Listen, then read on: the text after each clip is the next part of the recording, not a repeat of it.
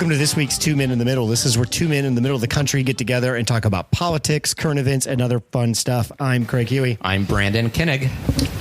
Brandon, the big story this week, of course, is Afghanistan. The 20-year Afghan war, I believe the longest war in American history, unceremoniously kind of came to an end with pictures that were reminiscent of the 1975 lift of American personnel off of the roof in Saigon, after we were told by President Biden that in no way, shape, or form would the history of that retreat or withdrawal be repeated. Just before we dive into this, because there's like 19 layers to peel back from all of this, what was just your gut visceral reaction to those photos coming out of the airport where the Afghanis had spilled over onto the runways and were in a complete panic of desperation trying to get on any type of plane to get out of that country? Well, to me, it was horrifying because you saw people that were willing to risk death, people that were hanging on to the planes as they ascended and then fell to their deaths,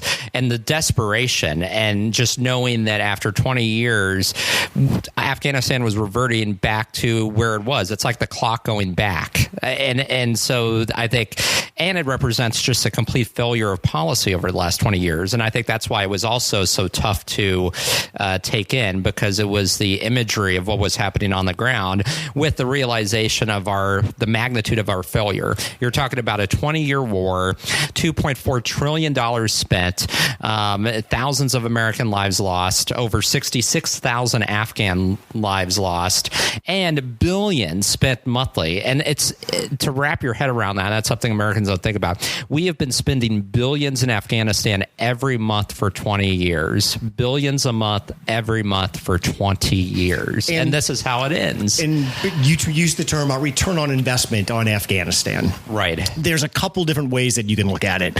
One way is complete failure. We spent $2 trillion. We spent 20 years, 2,500 roughly service people lost, tens of thousands of more injured. And the result we got was the group that we kicked out is now right back, stronger than ever, and in charge. Right. That's one way to look at it. And I think you'd agree that that's the complete fail look. The other way is hey, in 20 years, there's not been a significant terrorist attack on the United States. And in some ways, people are like, we've all moved past 9/11. Right. And we don't we've kind of pushed that to the side. And one way to look at what did we get for our $2 trillion and our 20-year investment is we got 20 years of no terrorist attack coming out of Afghanistan. We got 20 years where terror cells weren't allowed to develop in that part of the world. I heard average lifespan for Afghanis increased by 7 years over the last 20 years. Yeah, and I don't want to say that it was all doom and gloom. So it's a very mixed, nuanced picture, right? Their college graduates went from 30,000 to 200,000. Right. So we brought democracy. It did take hold in all parts of the country. So let's not forget that the Taliban retained pockets of control in parts of Afghanistan. But you had a democratic system.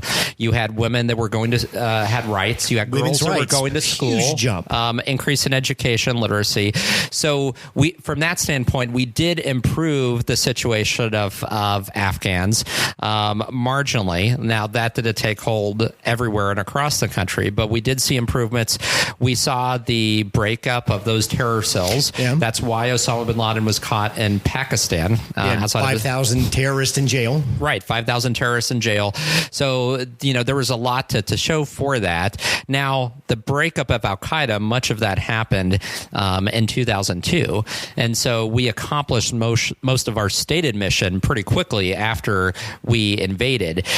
And the succeeding years were spent trying to build democracy, build infrastructure, build a civil society in Afghanistan and have it take root when none had taken root before. So we kind of quickly met some military objectives in Afghanistan. We did. And we quickly pivoted, though, to this nation-building exercise. And I think anybody that was paying attention to that or knows anything about the history of Afghanistan or just the history we have with nation-building knew that was going to be a tough row to hoe.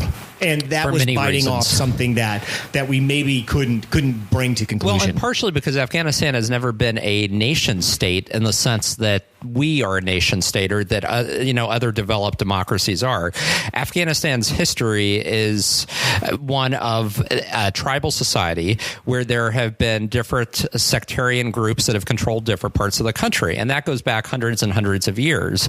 Afghanistan had the moniker for much of the 20th century of the graveyard of empires. It's where the British went in, were unsuccessful, departed. The Soviets, the same thing. You had a period from 1930 to 1970 where you started to see some advancement in terms of modernism, in terms of rights, equal rights for women. But that was through a series of monarchs or absolute dictators, and it was still very unstable. None of those governments had complete control of the country. You had political assassinations, coups that happened, dictators that were overthrown. You had civil war for much of the 40s and then into the 1950s.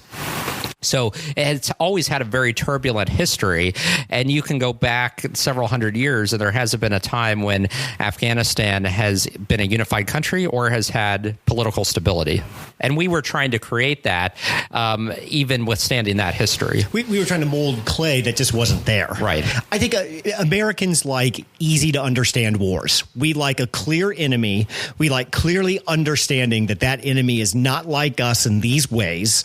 They're different. They're different. They're others. They're clearly kind of evil. When we clearly understand who we're fighting, what we're fighting for, why we're fighting, and there's only one objective, the absolute victory of our military against yours, Americans, we get behind wars very, very quickly. If those are the parameters. And I might be talking a little bit old fashioned too. I mean, that's an opinion I think that folks of my generation have. One question is, with how we described what the outcome was in Afghanistan, if that would have been the outcome from the beginning, if it would have been explained, or if somebody would have laid the groundwork that there is no traditional victory here, what we're trying to do is establish a long-term presence to accomplish these national security goals, would a framing of what Afghanistan was, do you think America would have simply paid more attention to it or cared more about it over the long haul that we were there? I think partially, yes. I think that was part of the problem. If you go back to the Bush administration, it was the inability to frame what we were there to do after taking out the Taliban. And, Tom Nichols had a quote in an article this week, which I thought resonated. He said, America went to war in Afghanistan and Americans went to the mall. Yeah, I mean, it was out of place and out of mind for many of us. We were told by the president the way that we could get the country back on track was to start spending. Right. And this was also partially due to a change in policy, right? Because it wasn't long after we invaded Afghanistan and we were successful in toppling the Taliban that attention diverted to Iraq. And, the administration wanted to go into Iraq, made that case. So that diverted a lot of attention for policymakers, but also for the American public and media, who then shifted attention. Now, that doesn't mean we stopped doing anything in Afghanistan. On the contrary, we continued to spend money and try to build up infrastructure. But our foreign policy attention had been diverted. And so that also didn't help in terms of illustrating the case, because there was no case then made to the American people. We continued to be there, but publicly, there was no argument made on why we were there and what our objectives were. And in 2011, Obama basically did a surge into Afghanistan. He did. He put more troops there, but then he also set an end date. He said, we are going to be out by, I forget the date he had set, but he basically made it very clear in 2011 that we did not want to be there long term. We were looking for an exit strategy.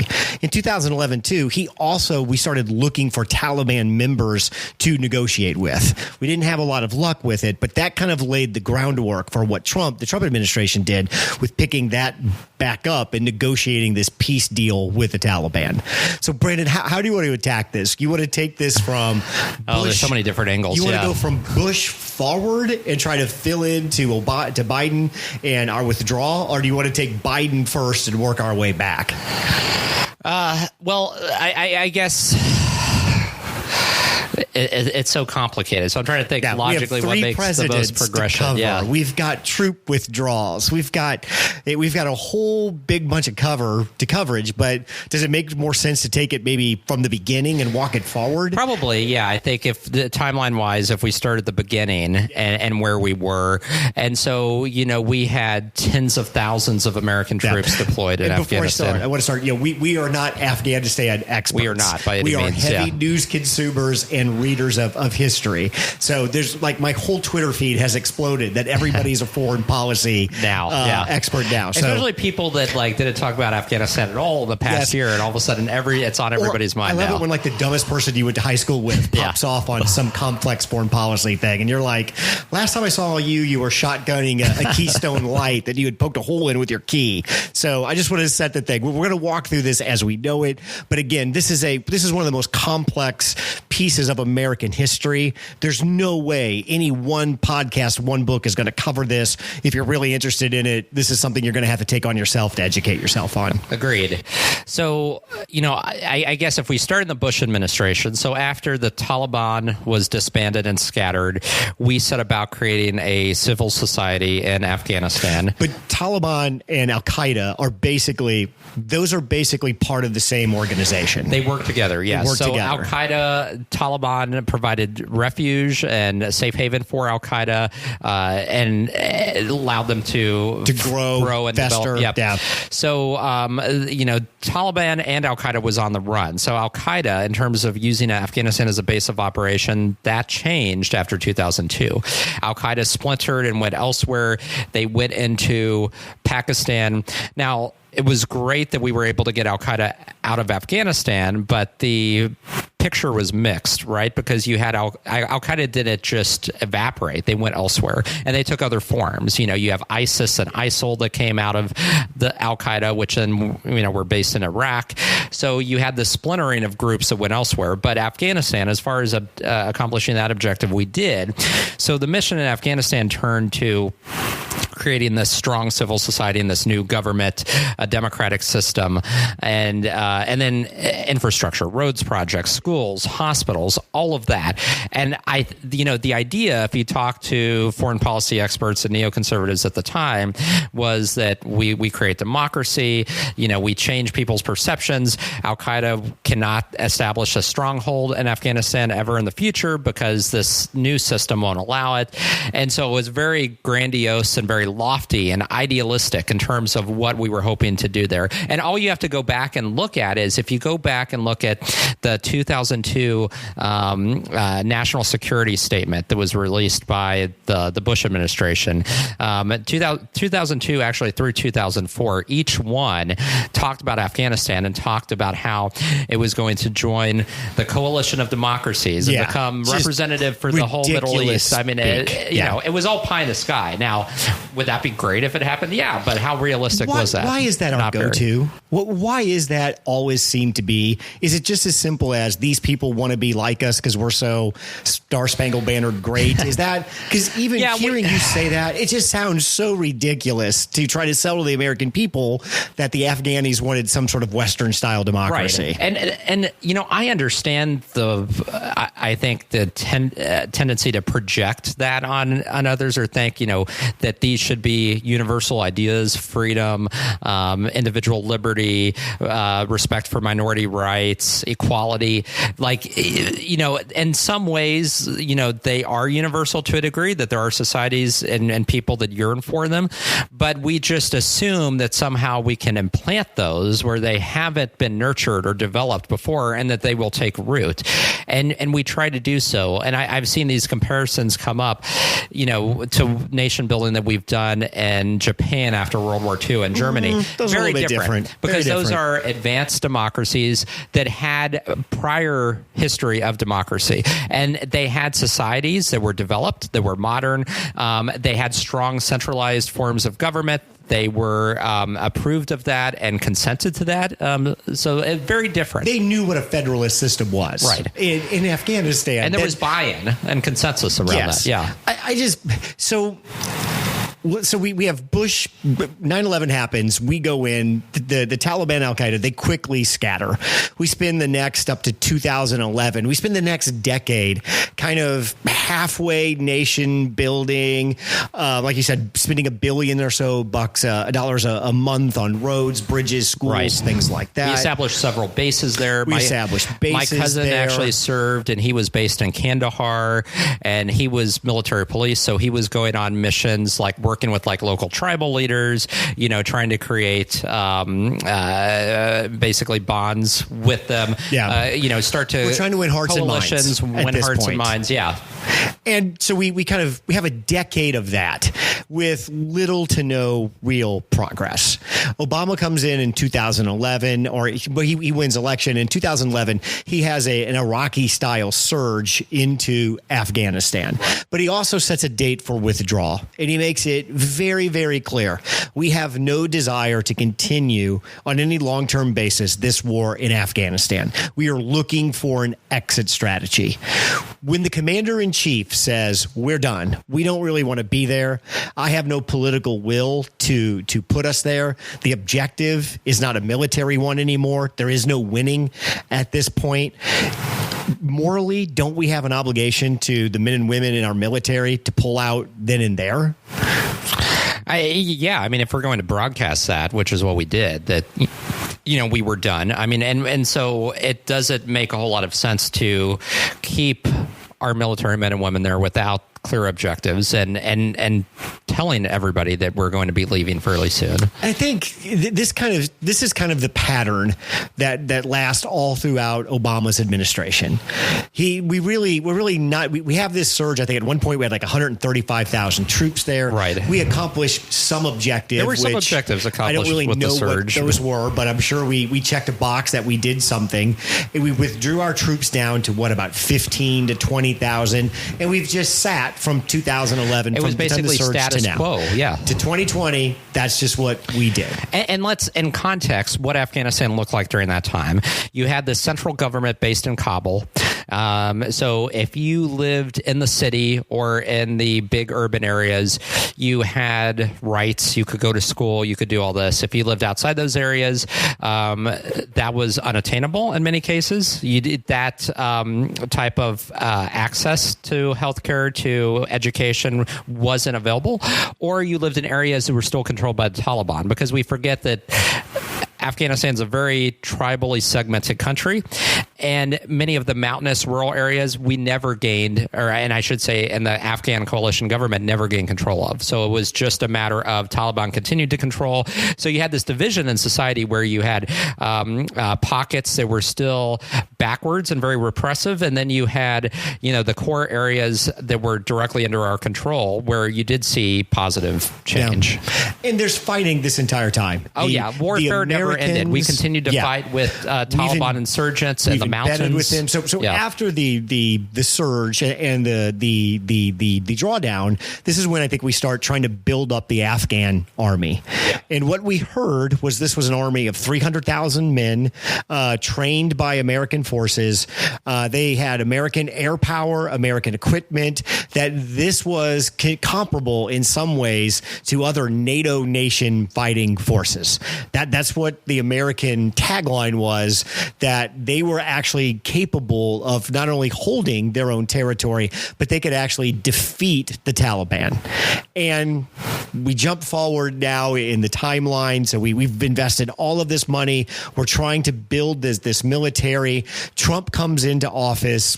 Part of his shtick and part of what he campaigned on was ending these endless wars. And he picks up this theme that was started by Obama, that you can negotiate with the Taliban. And I believe in February of 2020 is when they signed this agreement with the Taliban. Right. And I remember hearing about it, but I just gave it no credence. I gave it not a second thought, because I figured it was just something at the surface level. It had no real teeth behind it. This was one of the things that he did prepping for his presidential run. Well, it was something he campaigned on. Symbolic. Right. So this happened in Doha, Qatar. So this was the neutral location where this agreement was signed. And essentially the agreement promised American withdrawal, gradual withdrawal through 2020. And at the time, I think we had something like 14,000 troops. 15,000 troops. And so we ended up withdrawing down to about 5,000 years end, and that we would withdraw all troops by spring of 2021. May 1st, 2021. Right, May 1st. And in exchange, the Taliban would not, during that time, target Americans and our personnel. They would not attack us, so that would be a time of peace. There was also a lot other contingencies in that deal. We also agreed to a Taliban prisoner release of about 5,000 Taliban prisoners. Walk right out. Right. And then predicated prior to that, if we go back a little bit in the timeline, to prep that deal, like to actually get there back in 2018, people forget that there was a major Taliban leader who was released from prison by the Trump administration as a sign of goodwill to get us to the point of negotiation in 2020. So Trump is capitulating to Taliban demands. I think that's pretty fair to say. By the way, the treaty that he signed with them, the treaty that effectively ended America's longest war, was 3 pages long. That's why nobody really took this seriously, because really it was an absolute disaster. The day the Trump administration signed that deal, the Afghan government was gone. Well, yeah, because it was signed exclusively with the Taliban. Yes. So they marginalized and sidelined the Afghan government. So that sends the signal immediately that, this is just between us and the Taliban, and we're basically handing the country over to the Taliban. So that was sent immediately. And the Taliban were very strategic and very cunning, because as soon as that was signed, they began taking over provinces and going into towns and villages. They had a plan. They started executing it immediately. What they did, too, is they would go into these villages and towns and execute people like pilots or people that held positions like doctors and surgeons as a warning. And then the entire town would just surrender to them and say, okay, what have you. And so they did that town by town, village by village. I remember seeing stories in December of last year about the ground that had been gained by the Taliban and looking at the maps and showing the areas that they were taking. This accelerated the past couple of months in 2021, but that was all set into motion with that agreement, because they knew that they could do that. And again, as long as they weren't targeting Americans, like there was nothing that would cause the administration to go back on the deal that had been struck, and nothing did. So one question is why we gave up the airbase. We gave up the airbase because you couldn't hold it against the Taliban with 2,500 fighters. Right. We knew that if the Taliban attacked, they were going to take that airbase if they wanted to. That would be a devastating loss in imagery on American television that's just simply not acceptable. So I understand the situation that Biden found himself in. Also, too, people say, why didn't we just send troops back in?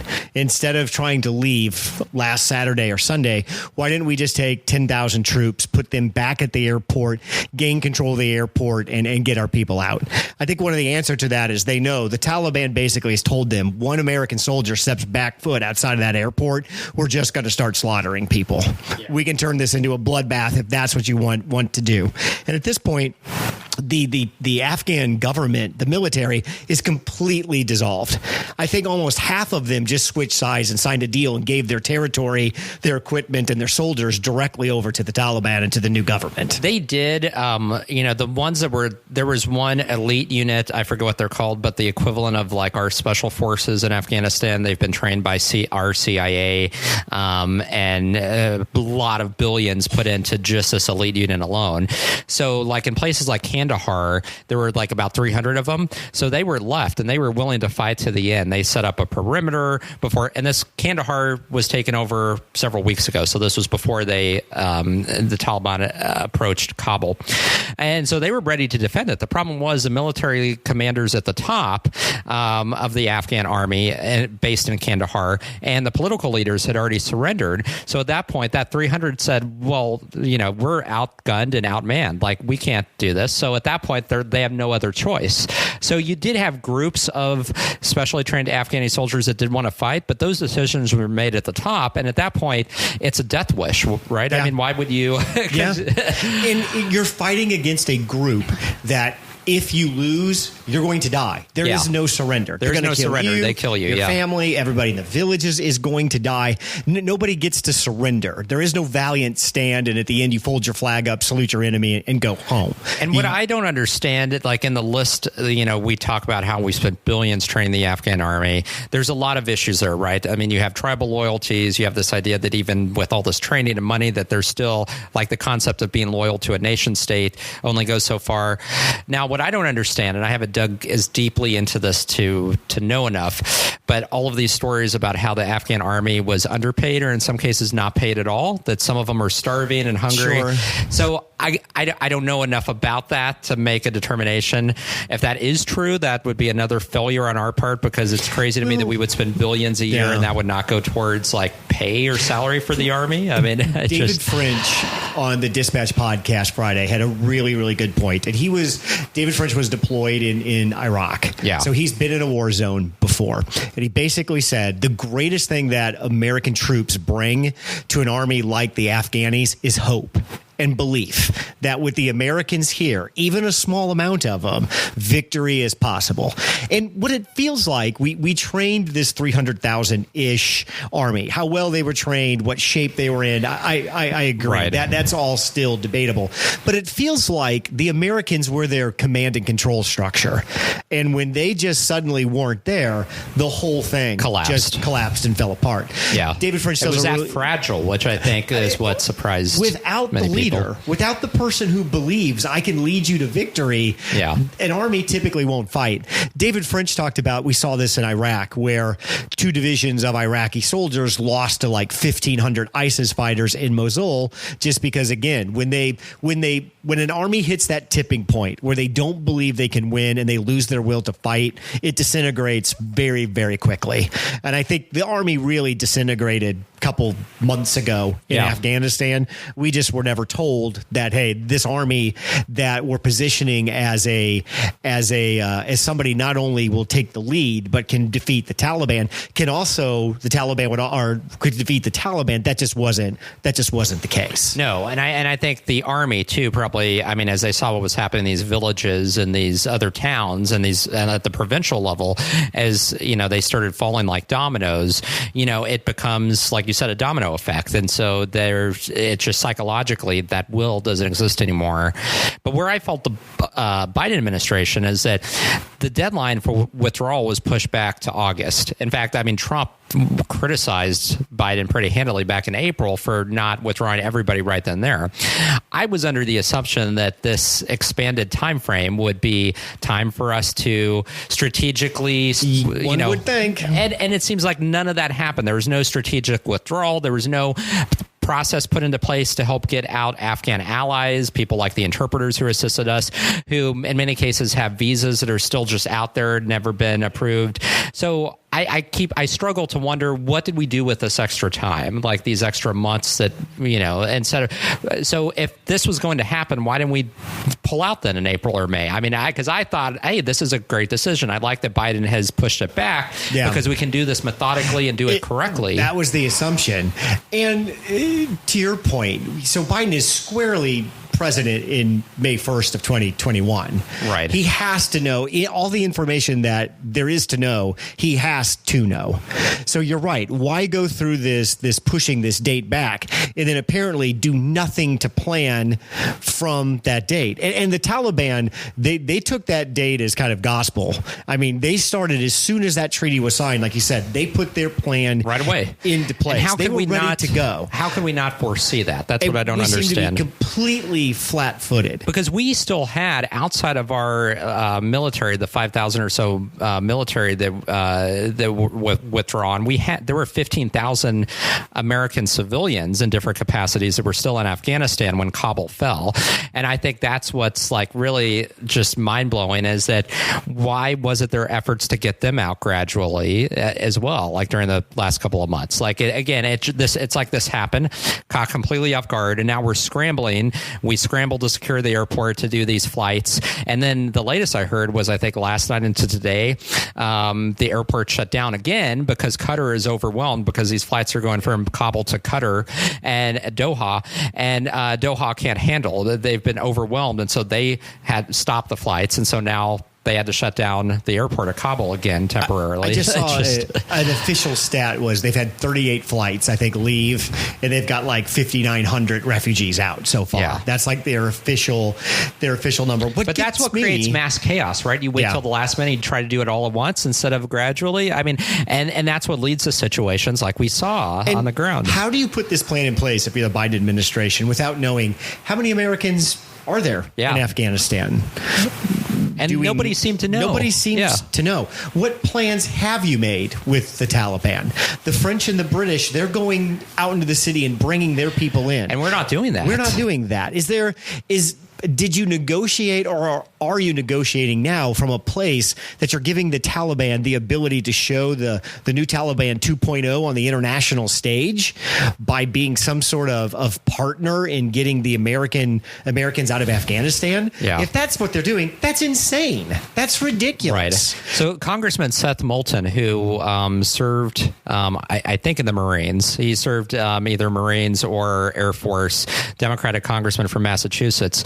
He was on television the other day talking about this, and he said he's been trying for months to get concrete details from the Biden administration about visas for Afghan allies, for Americans that are there. And he's been met with just like no response, like nothing. And he's like, he was super frustrated because he's like, again, I've been trying for months to get their attention on this. And it seemed like nobody wanted to pay attention. If I was the commander, it'd be real simple. If you showed enough to get through that crowd, to get into this airport, you get on a plane. Right. That's all I need to know. Well, there's a CNN reporter who was able to interview several Afghan interpreters who had their papers and everything, but they're like, we still can't get through to the airport. Here's our papers from American commanders. Here's proves that, and they can't get to the airport, though. I love what the governor of Utah did, who put that note out, just bring every single refugee to Utah. We will take them all. We are a state founded by refugees.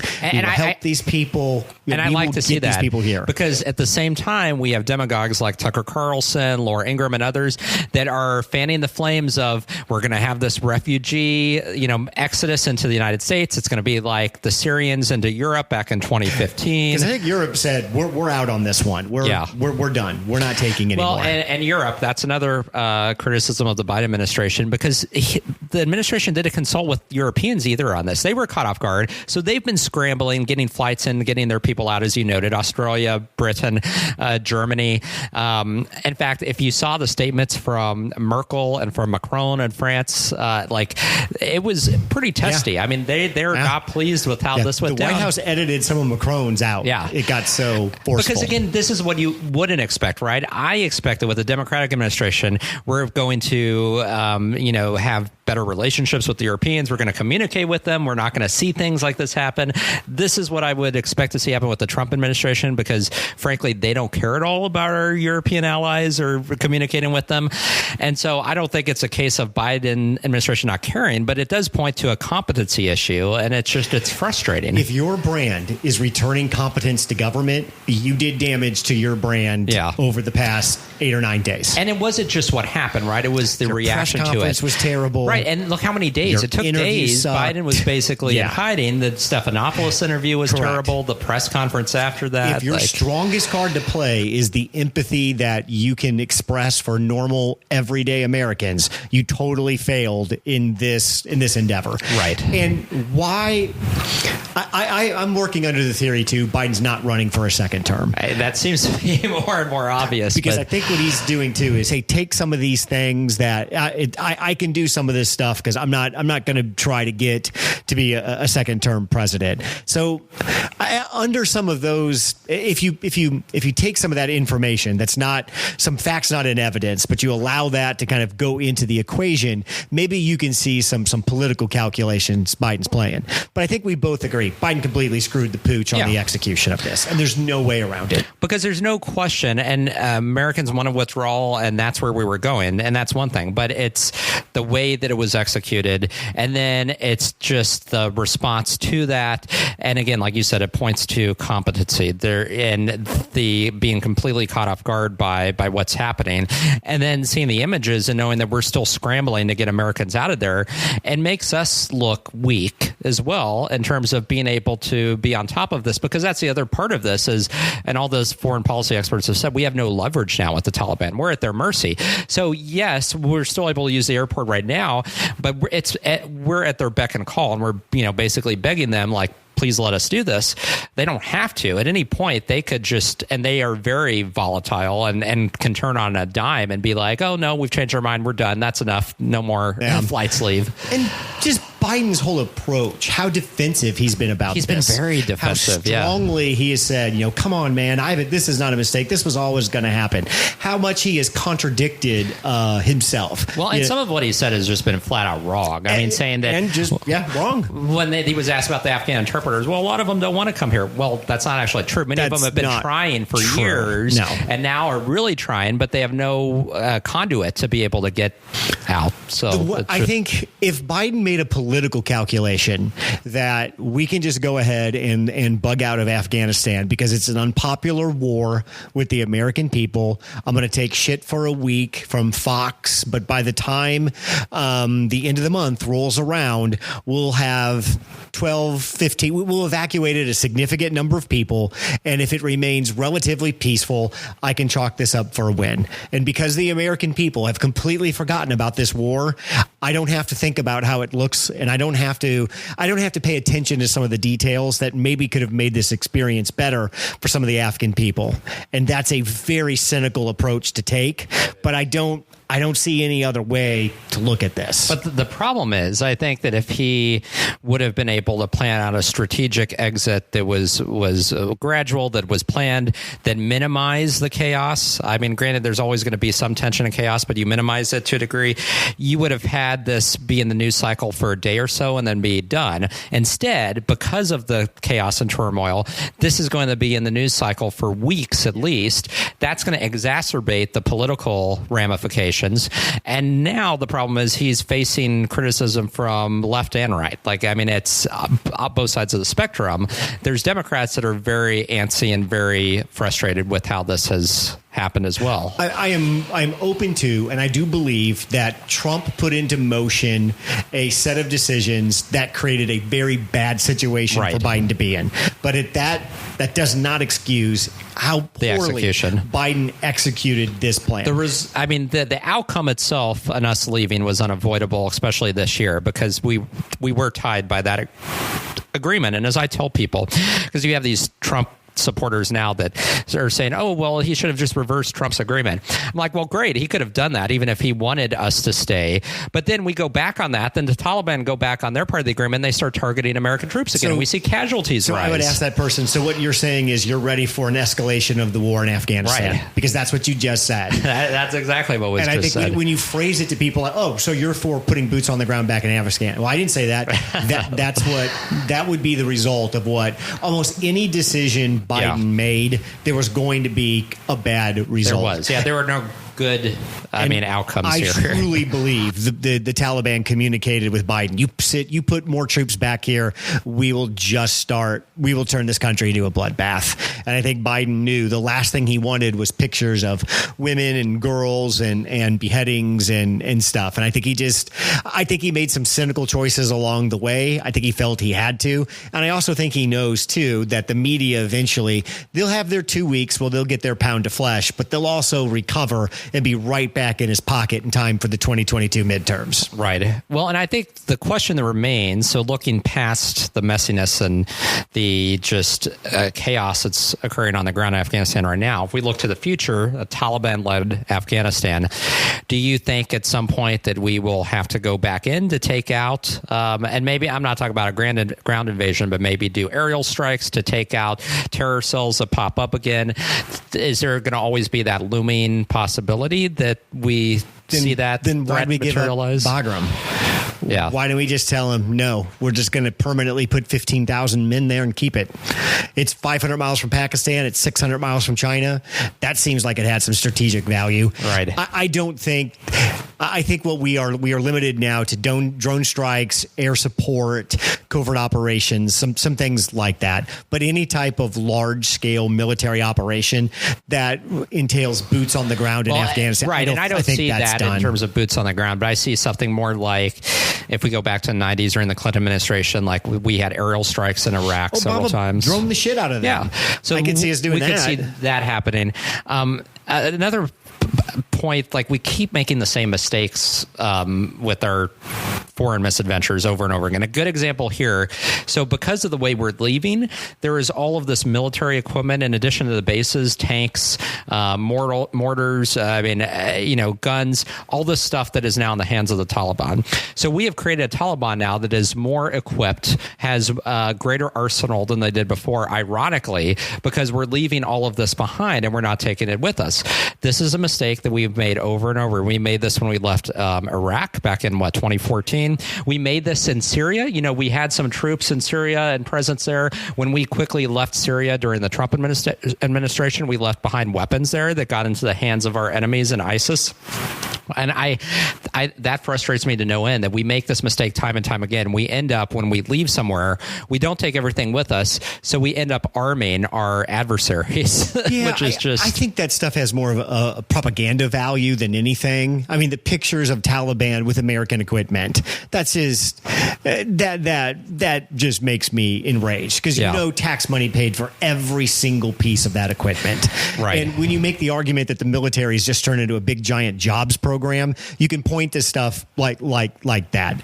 I think, again, what was the alternative? Were we just going to blow that stuff up? Because we don't have the time because we've pissed around for so long. We can't load all that stuff up. And that's what I'm saying, though. It's why do we make these same mistakes like again and again? And I agree, we didn't have the time this time, but it's just, you see it happen again and again. It's like we constantly undo and undermine our own initiatives. And we can go way back, and I know we haven't talked about this, but if we go back to the 1980s with the Russians in Afghanistan, we covertly armed the Mujahideen, who became the Taliban, right? So we indirectly helped in the rise of the Taliban, which hurt us later on because we were fighting the Soviets in this proxy war in Afghanistan against the Soviet Union. Any arm you dump in there eventually gets pointed at you eventually. So I don't know if you, and we're going off on a tangent a little bit, but I really wanted to talk about this because I went down the rabbit hole of our involvement in Afghanistan over the past 30, 40 years, and I did not know about this. There was this little known program back in the late 80s to early 90s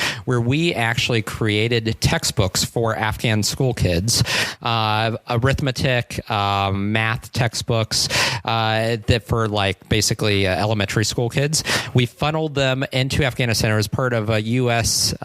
AID project. Billions spent on this. I forget how much. But these textbooks basically provided lessons, school lessons, but using very violent imagery. So it was using bombs going off and people being slashed. And so the idea was we wanted to train Afghan school kids to hate the Soviets. And so we really propped up fundamentalist Islam and said, look within yourself and what is, that's Islam not come tells back you to bite us in the ass at all. No, and these textbooks even used a term like infidels, fight off the invading infidels. Now, they had pictures of Soviets, but all of the... I'm sure to an Afghani, one white person is the same as another white person. And when you're using interchangeable terms like infidels, and you're using... So there was an Afghan peacekeeping organization that actually commented on this, and they said, you would never give these textbooks to your own kids in America because they're so violent and inappropriate, and you were basically radicalizing them all under the pretense of hoping to get them to hate the Soviets. And guess what? The Soviets were out of there in a few years, but guess what? These textbooks are still over there. They're still used, and they trained an entire generation to become radicalized. And then I found out that these textbooks were published in this clandestine operation out of all places, Omaha, Nebraska. The University of Nebraska, Omaha was where these textbooks were printed. There was this whole I knew top I hated secret the Huskers for project multiple reasons. That's another one. So anyway, I have a side project to find out more about this. this because it's super compelling. And my first thought was like, this is ripe for like a Netflix documentary or some type of like, because nobody knows about we need this. To find who wrote those. And I want to find a copy. They're still around apparently in Afghanistan. There's copies that are floated out there. So let's pivot a little bit and talk about the military, because I can't. This is the debate I've been having with myself since all of this happened, and I can't find a spot to land on. If we're going to spend a gajillion dollars a year on our military, shouldn't long-term engagements, if for no other reason to promote peace and human rights in a region, is that worth it? Is that a good use of the military? Should that be part of the mission we put on the military? I don't know. But what I keep coming back to is if we're Sparta and we're spending like we're Sparta, and we're going to keep spending to fight a style of war that doesn't exist anymore. Okay, we have to justify that.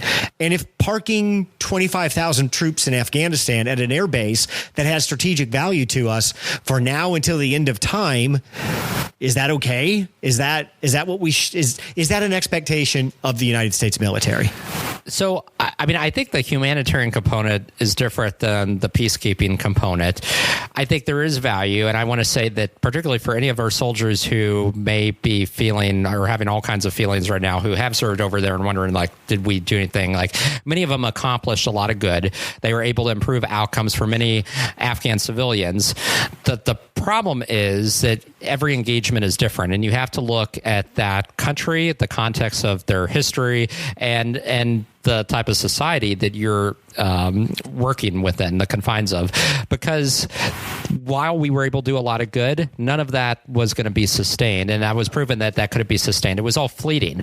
So if we do a lot of good, but there's no long-lasting way to sustain that within the society, then we really need to question whether or not we should be in there in the first place doing that. If we are in a society where they have had exposure to that, and it's more of just trying to rebuild after a war and go back to where they were before, that's very different. And I think those are cases where our humanitarian work will pay off and produce return on our investment.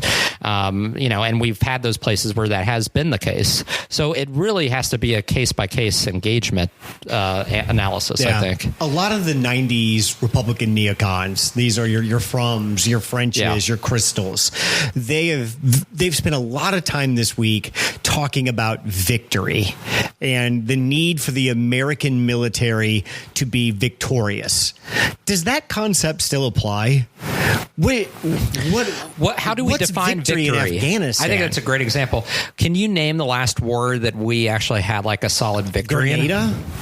Yeah, or I guess the first Desert Storm. Because kind of, I mean, but there's a point here, because with Desert Storm, we defined victory as repelling Saddam Hussein's invasion of Kuwait, and we were successful in that. Right? We did not take out Saddam Hussein, but that wasn't how we defined that war. So, in terms of how we narrowly defined that war, we were victorious. But I think in terms of like a larger scale war, you'd have to go back to World War II. That's what I'm saying. Because Korea was not a successful outcome. No. Vietnam obviously was not a successful outcome. No. We haven't really had, and if you look at not just the wars that we've directly fought, but other regional conflicts around the globe, there haven't really been any victorious. There's been these just continuing conflicts that continue to fester and really have no outcome. And is that it used to mean something? I'm in my 50s. It used to mean something that the American military was the best in the world, and we don't take L's. And when we show up, it's a good thing, and we fight with honor for honorable causes, leaving in honorable ways. Is that just old-fashioned, old man, good old day thinking? Does anybody outside of that 90s neocon Republican club, do America still look at the military that way? I don't think so. I think there's a lot I think that naivete is gone. I think it's been replaced by a lot of cynicism. And I'm trying to think back. So during the conflict in the Balkans and Yugoslavia and Kosovo, like our troop involvement there, I mean, that was something that did proceed and have eventually a peaceful outcome. But that was also a very different type of conflict, right? That was a case where you had a leader who took control and began an ethnic cleansing campaign, and then that was repelled. But you were also working within the confines of countries that had previously operated democratically, and so it was about just reverting back to what was normal for them. Afghanistan has never had that sense of normal. And without being too crass, it is getting weird. As Americans, we're getting beaten over the head with the Afghani women are going to go through potentially a terrible situation. There's no way around evidence to say that the Taliban are not going to be terrible to women. Right. They haven't disavowed their prior principles and While beliefs. I'm horrified by that, does that mean we spend blood and treasure to prevent? Where does this line of thinking stop? When do we put boots on the ground in China because they have 1 million Muslims? They're basically put in internment again. What does it mean to us anymore? Is that part of our thinking? Something immoral is happening in another part of the world. What doctrine are we under? It really right isn't. Now? So we've always had or I should say we always had. Within the last 30 or 40 years, we've had a tendency to, I think, correlate or apply that moral mission in cases where we could try to find a national security implication. And so outside of a direct national security implication, there may be a moral imperative, but we don't jump in, right? I mean, we only, and again, that's, I think, also, I think points to some of the hypocrisy on our side, but, it is what it is, right? We will highlight and point to the moral imperative when it suits us for some kind of related, either national security imperative or geopolitical, monetary. I hate to say this. This kind of brings us all tooted with a thud, but Osama bin Laden got everything he wanted out of the 9/11 attack. It couldn't be more successful.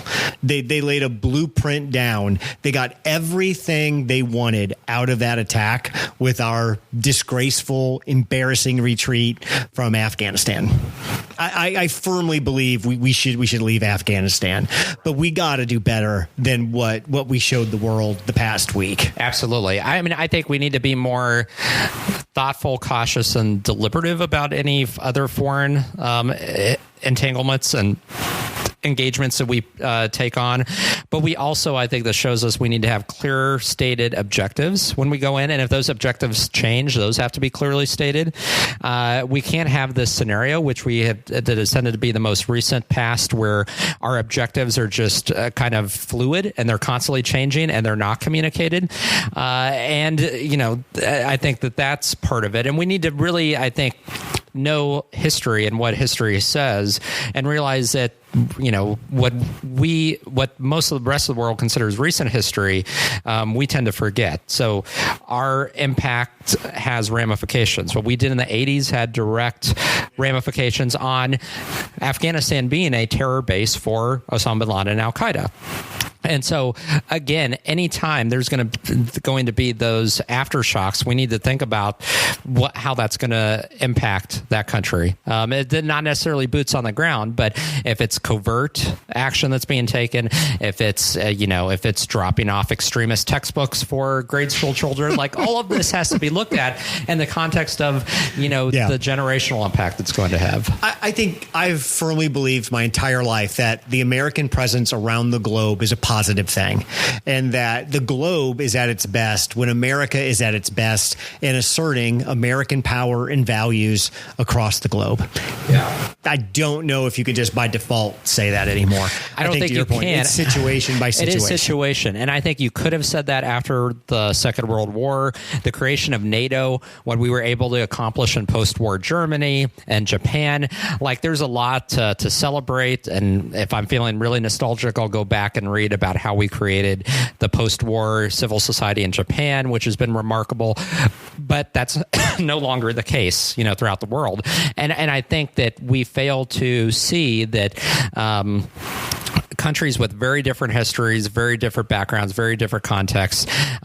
We can't go in and just cookie cutter, create democracy when they don't have those foundations. You have to have that foundation, and that's not something you can just build overnight and expect people to adapt to it. I've got a couple of good friends that were career military people. One retired as a full board colonel. It was his career, deployed to Afghanistan, Iraq, multiple times. And the people that I know who made a career in the military are some of the brightest, sharpest, best people that I've ever met. And all of them will tell you they expect to get shit on in some way. It just becomes part of the job. You're going to get put in spots where you can accomplish great things, but you're also going to be put on things where you got to grab the shitty end of the stick, and that's the only way it's going to be. I don't think there was any way with the amount of incompetency that we've showed in Afghanistan over this 20 years, from multiple presidents basically standing up and saying, I want to run away from that war as fast as I can. The fact that the soldiers on the ground held it together for so long and achieved as much positive stuff as we talked about that they did, it's really a testament to their work ethic and what they are as American soldiers. Oh, yeah. And I think in spite of all of the obstacles working against them, our American soldiers on a one-on-one level with Afghani population were able to have a huge impact. Despite the fact that we had a lot of corruption flowing with the billions that were spent, corrupt relationships with contractors in Afghanistan. Although you could make that case for Iraq, kind of slip of the tongue. And I gave this example, I think, when we were offline about this multi-billion-dollar road reconstruction project in Afghanistan. It was supposed to fund over 10,000 miles of roads. It came in at double the budget, and they had only funded 120 miles of roads, and those roads today have potholes and haven't even been touched again. How long do you think it's going to take China to pick that back up and build those 10,000 miles? Not long at all, because that's what China does. They go into these places. It was the same. We had schools and hospitals that were built and helped Afghans, but then we had many schools and hospitals that were built in remote areas that are empty buildings today that aren't helping anybody. And then a lot of those billions that we have spent in Afghanistan have been funneled to a very wealthy, corrupt elite, political elite in Afghanistan. It hasn't made its way down to the local population. There was a story out actually last year, which I thought was interesting. On the outskirts, a city just outside Kabul, there are these very ramshackle kind of shantytown homes that are built in the mountainside that are very unstable, and the city has been trying to do something to get them up to code and finally gave up. And the mayor of the city started a project where they were going to paint the shantytown homes in brightly colored colors to make the people feel better about their situation. And so I thought that was weird, but remarkable, because I think it has symbolic and metaphoric value to say that there's a lot of what we did that surface layer is great, but, trying to kind of say, hey, look at this. But then beneath the surface, if you start getting down into the detail, a lot of this wasn't built to last. Those shanty towns that were painted look beautiful from the outside, but they're structurally unstable and will likely collapse if there's just a slight storm. And I think that could be said for our entire mission there. The military leadership has to answer. Was this incompetence, ignorance? What was this? Yeah. I mean, you had to know what the reality was with the boots on the ground with the Afghan army.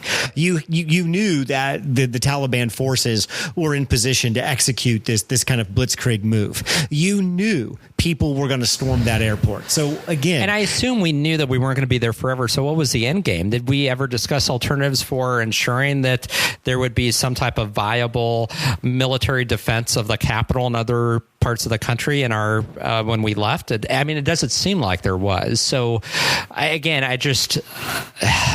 don't know. Again, like you said, there's so many layers to this, and it's so incredibly multifaceted and complicated. But at the same time, I think what's frustrating is we've thrown billions and billions of dollars into it. And one of the central problems we always go back to is the inability to follow the money.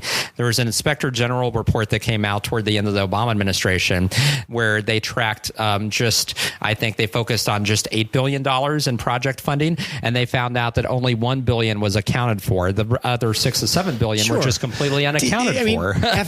Anytime we nation build, it just becomes a hole we throw money down. Right. That somebody's getting it on the back end that knows somebody on the front end that's feeding the hole. It builds into this whole cynicism about the military, political, industrial machine that we've been hearing about since Vietnam. But it's hard to say that doesn't exist, or that we don't use our military as a way as an extension perhaps of certain segments of our economy. Right. Well, of course we do. And we've done it for decades. And President Eisenhower, his wise words was warning about the military industrial complex. Yeah. What is the political situation going to have to be to deploy the American military again in mass? For the American people to get behind a mass deployment, 50, 75,000 fighting combat troops, it's going to have to be a very, very... And it has to be something that would directly strike at the heart of our interest overseas or here. I mean, it would have to be very deliberate. It'd have to be an attack on our soil again, I think. Something like 9/11 or Pearl Harbor. I mean, if it's a major attack on one of our installations overseas, that might be enough. But it can't be something to where an ally is attacked and we're going to get in. I don't think we care. We've talked about the recent specter of China doing something in Taiwan. I don't think there's any appetite for us coming to the military defense of Taiwan in that case. That would be, you would see mass protest, I'm pretty sure. Oh, yeah, there's no appetite for that. No. And is Biden going to have a cooling off period, let's say? I mean, we've got to get through this August 31st deadline. We've got to get some idea of where we are for evacuating people at the end of the month. How big of a job do we have ahead of us? And I really haven't heard Biden come out strongly and say we're committing to that job. No. And I think that's what I think is worrisome, and why many people are having doubts is because, there isn't that strength of purpose and leadership. Everything has been reluctant. I mean, he had this press conference reluctantly to have plans to actually address, the American people on this. So we don't have that yet. And so we're just waiting. What I've been thinking about and being cynical about is we don't know how many U.S. citizens are in Afghanistan. And maybe the reason we don't know that is because these aren't native-born Americans. Right. These and are mostly Afghani citizens. Could be as high as 15,000. And some of those have been have left now in the last several days with the flights out. But I don't know how many. I don't want to be totally cynical, but if those 15,000 people were all born in Omaha, Nebraska, they wouldn't be sitting there. Yeah. And I think that to me is what I'm waiting for. What is our level of commitment to get these people out of Afghanistan? And if we don't do everything we can, Biden is absolutely going to get massacred, and he deserves to. Right. Well, and like you said, there's the perception that our allies, these other countries like Australia and Britain, are going the extra mile to get their people out, more so than we are.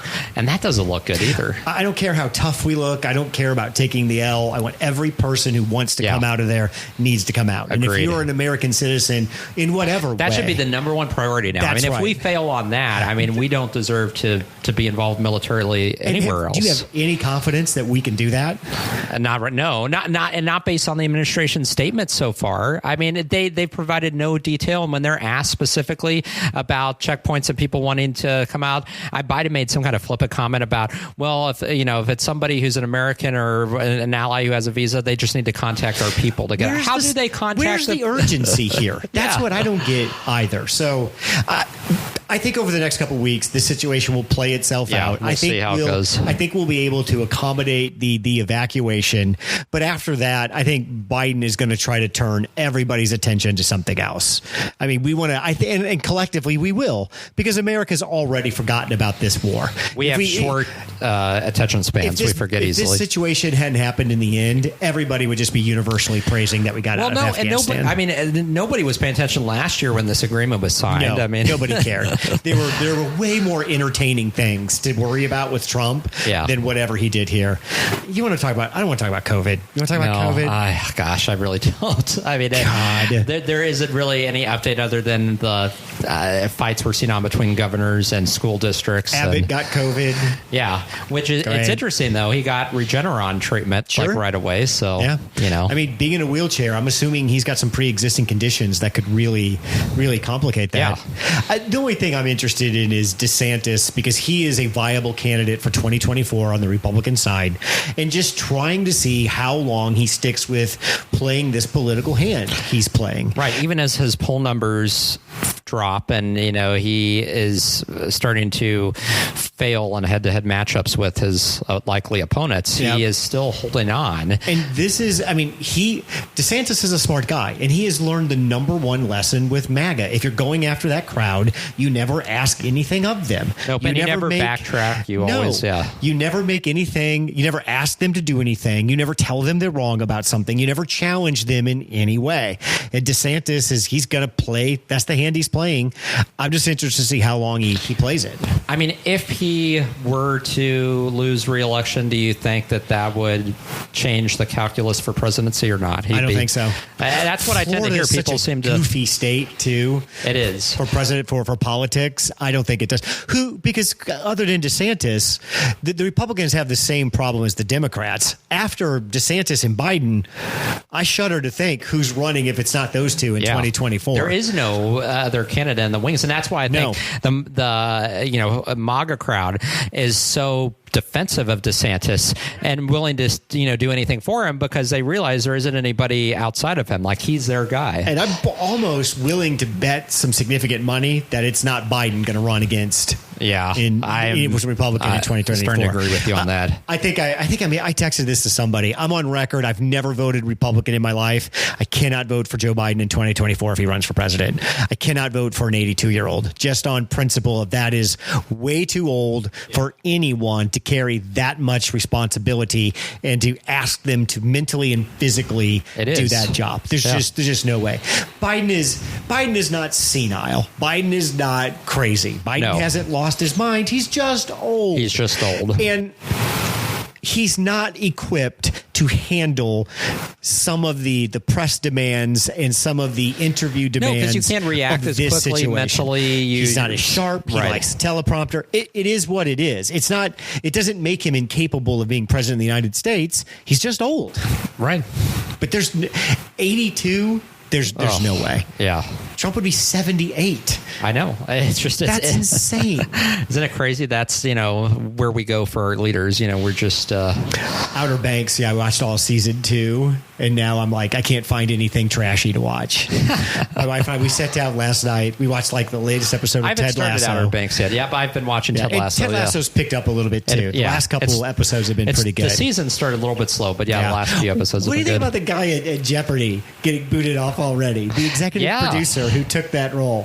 What a dick move that is. No kidding. I was surprised by how quickly that happened too. And was this tweets that resurfaced? Podcast. He was on some podcast 8 years ago. I think he made some sexist and misogynist marks or something. Yeah. I think again, nobody was happy with that choice. Everybody thought, wait a minute, why is the producer just naming himself for the show? There's been a groundswell for some other folks, and I think the internet just came for him. So in a moment of I think very much appreciated the self-deprecation. Did you see Anthony Scaramucci retweeted that and said, I'm happy to take the gig for, a whole 9 days if somebody wants me. He'd probably be pretty good at it. He probably would. God, I didn't realize how deeply, passionately people feel Jeopardy. Yeah. He has a huge, passionate fan base. I know LeVar Burton from Star Trek and Reading Rainbow. There's a big push to try to get him. He would be this. A great choice for that. Ken Jennings is another one that people like, but he's had some stupid.